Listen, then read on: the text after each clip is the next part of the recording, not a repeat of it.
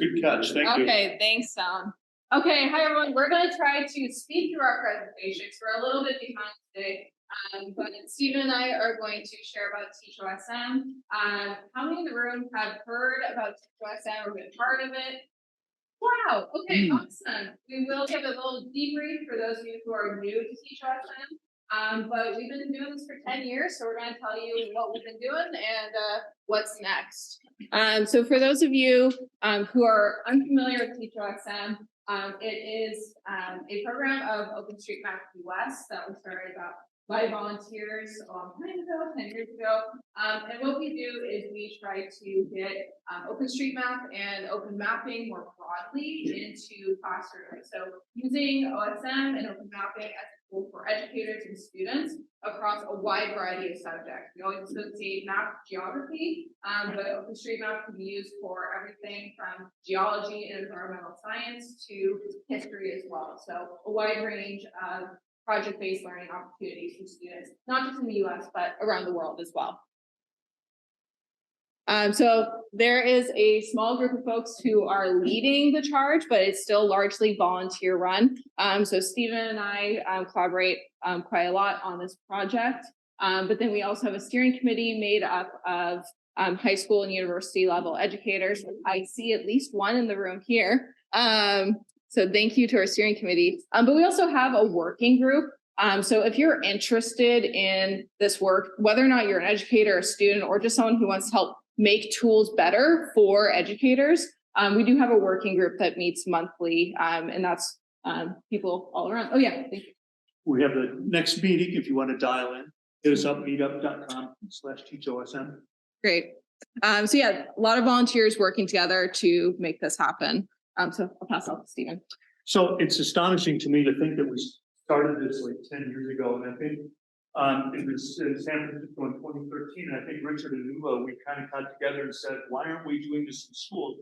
So we, in the past 10 years, we've accomplished quite a bit. There's the first 3 bullets there. Lots of trainings, lots of brick and mortar trainings, as well as online trainings during the pandemic.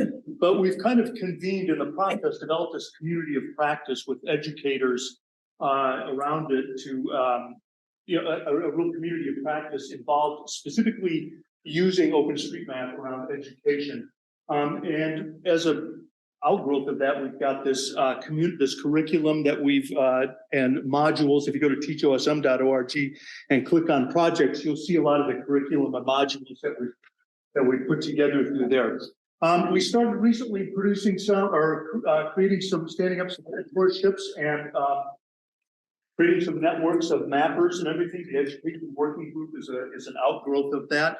And we instituted this year, we had our first challenge grant where we had 2 schools. We gave like a modest grant to, for basically for pizza and refreshments and everything for schools who would collaborate across on a specific mapping project. So it was a good way to get involved. Some of the things that we've done here, here's just a quick screenshot of some of the projects that we have on teachosm.org. We have a lot of these are in PDF format that you can download. They're self-instructional. If you're an educator, you can pass these off to your students. We have our own tasking manager, tasks.teachosm.org, which is identical to the regular tasking manager that you know and love. But we stand up a lot of our projects on there. And interestingly, I'm happy to see the youth mappers precede us with this, because we host a lot of projects for youth mappers, and it's been a great way to kind of develop a little bit more interaction and connective tissue between the 2 projects. So I'm really proud of that. Here's a screenshot of some. We have every year we have a workshop in New York City at the Geography 2050 conference. And here's some high school teachers that we have doing some field work on the streets of New York City, mapping different things through that. Just a few case studies here. This, it's really hard to break into high schools, but we've got 3 examples here. Here's a high school teacher earth science teacher in upstate New York who's using OpenStreetMap to do things like measuring tree canopy around campus and then quantifying the amount of oxygen and how the trees on the campus contribute to climate modifications. Celeste has been a real pioneer amongst high school teachers due to a fantastic mentorship that she developed with an open street mapper in Massachusetts. But she has been doing a lot of different projects. I think the key one that's really interesting to me is she started a relationship with the Mashpee Wampanoag tribe to map places on Cape Cod of interest to the tribe. So it's a nice way to include indigenous mapping with this. Greg Hill's a high school teacher in Dallas, Texas area, and he has put his students, giving them, burning shoe leather with field papers, and they've mapped their campus and mapped a lot of surrounding areas around there. So that's just 3 examples of what they've done. When we first started this, it was ironic. We unpacked our bags in New York City. We trained a lot of high school teachers in open mapping methods, and we said, okay, great, now you can go forth and do good things. And we had high school teachers come to us and say, well, I have to teach a unit on economic development and industrialization. How do I apply OpenStreetMap to that? And we realized we needed to do a little bit of thinking on how to apply this. And it's not, a lot of us come from a geographic background. We kind of intuitively put together a map and how we can apply the mapping with this. But that's not always the case for people who don't come from a geographic background. So they need a way to practice the mapping and get comfortable with it. And then second, they need to understand how to apply it. Our current tooling, we realize, doesn't support a lot of needs for the class. For example, we have no way to enforce a grading rubric. So if Mr. Hill has 3 classes of 30 students, there's no way that he can effectively grade the quality of their mapping. So we are standing up some tools, and Jess will talk about that. A lot of things, it's not really true at the college level, where we have a lot of latitude, but high school teachers are very, they're very prescribed. They have state standards they have to follow. They don't have a lot of wiggle room in their curriculum. So mapping tends to be, things don't move as fast at that level. So we have to be creative on ways that they can incorporate open street mapping into their curriculum. Lastly, there's a huge demand for both professional development credits for teachers, as well as service learning credit for high school students. So that's one thing that we are also working on. And I want to pass things back over to Jess to talk about where we're going now that you've understood where we've been. So yeah, that's a whirlwind of everything that's been going on the past 10 years. And we, after, I'd say about last year, we started to reflect on these challenges, the solutions that we needed. And so we started kind of referring to this new phase of TeachOSM 2.0. And it's really, how can we focus our energy on not necessarily creating PDFs that are super prescribed and really focusing on getting every teacher to learn how to trace building, but instead focusing on those challenges and getting solutions for those. And really answering this question, how do we make OpenStreetMap more accessible to educators and students?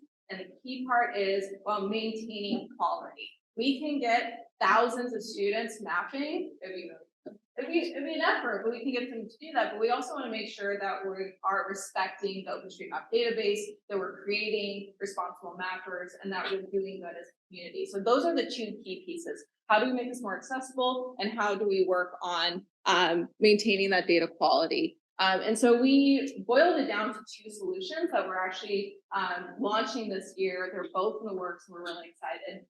So there are other things that we need to do as well. But the first one is launching a TeachOSM Sandbox. How many people in this room were nervous about their first edit to OpenStreetMap? Oh my gosh. Okay, so how better would it have been if you could work in a sandbox and make mistakes and learn how to trace a building and not have a 6,000-foot waterfall in the middle of New York City. So we are we're trying to fix that. So we have figured out the technology stack to integrating a sandbox into our TeachOSM tasking manager. So educators and really anyone who's senior task manager will be able to set up projects that are in this fake space, the sandbox space where people can practice things. So we're working on that integration right now. We're hoping by we're hoping by the next school year, but definitely by the end of the year, have that integrated into the tasking manager. And so people will be able to create normal OpenStreetMap projects, but they'll also be able to create these sandbox projects and be able to practice learning in this environment. So that's a huge quality piece that we're hoping to address. And then the other one is launching our TeachOSM e-learning platform. So we, as Stephen showed, we've been making these PDFs very prescriptive lessons for teachers, and it's just not working. We're in a different day and age. Teachers are struggling to integrate us into their classrooms, and honestly, sometimes they don't have the time to learn it themselves. So we've got a lot of requests from teachers to have a more mobile environment where the modules and everything can be interactive, but also students can do it, and both educators and students can get credit for the work that they're doing. So we have this in a beta form right now, so we're testing out some of the modules, and please reach out if you want to try them out, or if you want to help build some. We're going to spend a lot of time translating our old curriculum from the standard format that we had into this new e-learning interactive environment. We will, of course, have a few courses out of your class, like how to map a building, but most of it is going to be focusing on that subject matter, like equity or integrating with environmental science. But it'll be a lot more interactive and more up to date for how students and educators are working today. So I will skip a lot of this because we're out of time, but please definitely reach out if you have any questions. Steve and I will be around the conference. I'm sure you'll see me running everywhere. But especially that education working group, that's open to everyone. And it's always been a collaborative effort. So open to ideas and open to help as well. Great. Yep, thank you.